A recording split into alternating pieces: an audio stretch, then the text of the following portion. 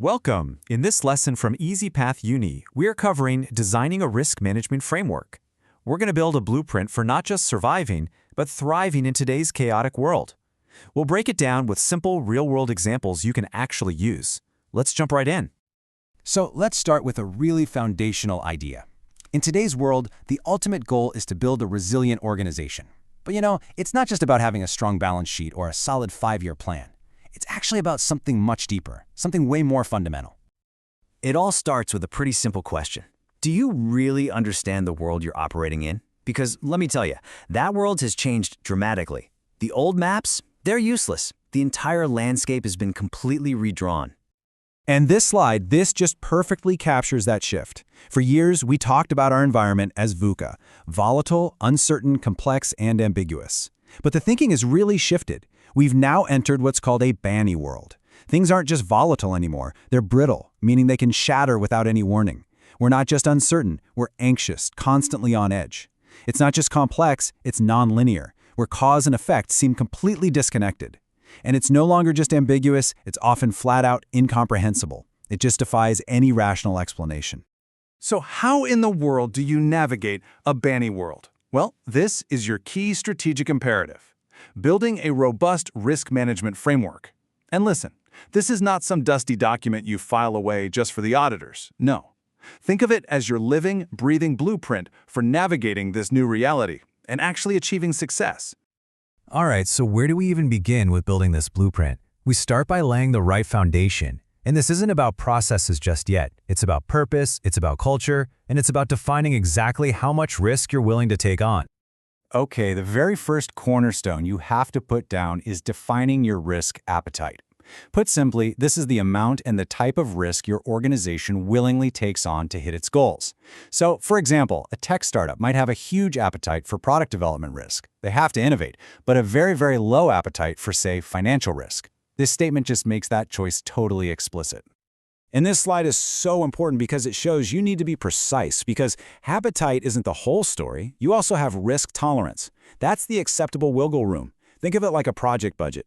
You can probably go 5% over without setting off major alarms. That's your tolerance. Then there's risk capacity, and that is the absolute maximum you can handle. That's the point where one more dollar over budget bankrupts the entire company. Knowing these 3 distinct limits is absolutely critical. But here's the thing. All of these definitions are pretty much useless without the right culture. A strong risk culture is the real engine of your framework. It means creating an environment of psychological safety, where any employee can raise a red flag about a potential problem without being afraid of getting blamed. It means having clear accountability, total transparency and communication, and a proactive mindset where everybody is looking around that next corner. Now, a great culture needs a clear structure to operate within, right? So let's move into section 2. This is all about structuring your team, defining roles, and building your coordinated defense against risk. The modern standard for this is called the 3 lines model. Let's break it down with a super simple example, cybersecurity. The first line, that's your IT department, the folks managing firewalls and software updates day to day. The second line is your dedicated cybersecurity risk team. They set the policies and oversee what the IT department is doing. And then you have the third line, which is internal audit. They come in independently to test if the firewalls are configured correctly and if those policies are actually being followed. It's all about layers of defense with crystal clear accountability. And who's watching over all 3 of these lines? Well, that's the board and the senior executives, and their role is absolutely critical. They provide the ultimate oversight, and maybe most importantly, they set the tone from the top.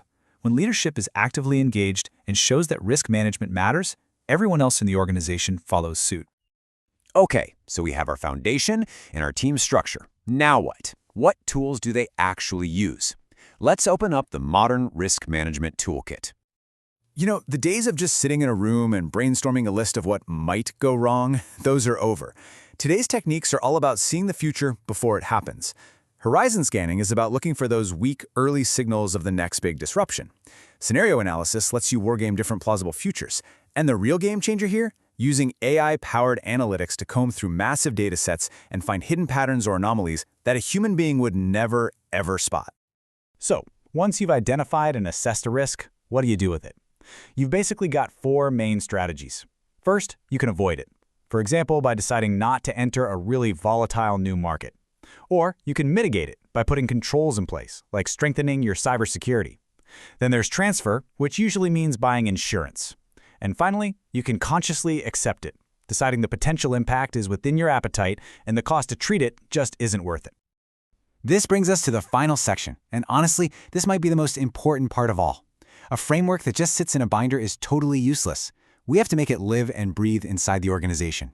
Here's how we do that. And here is a super powerful tool for doing just that: Key Risk Indicators, or KRIs. Now, we all know about KPIs, Key Performance Indicators, right? They measure past performance like last quarter sales. But KRIs are different. They are forward-looking. Think of them as your early warning system: a rising number of customer complaints, an increase in employee turnover, unusual network traffic. These are all KRIs that can signal a much bigger problem is just over the horizon. So this really gets to the heart of it.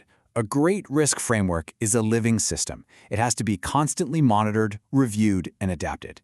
You learn from incidents, you learn from near misses, and you feed those lessons right back into the system to make it even stronger. It's a continuous cycle of improvement. And that's when you know you've really succeeded, when your framework is just seamlessly integrated into everything you do. Risk management shouldn't be some separate, siloed activity. It should be part of the conversation during strategic planning, budget talks, project approvals, and even daily operational decisions. It becomes the way you think, not just another box you have to check. And that leads us to a final, provocative thought. I want you to take an honest look at your own organization. Is your approach to risk built for that predictable VUCA world of yesterday? Or is it agile, adaptive, and robust enough to thrive in the brittle, anxious, nonlinear, and incomprehensible world we all face tomorrow? The answer to that question, well, it could define your future.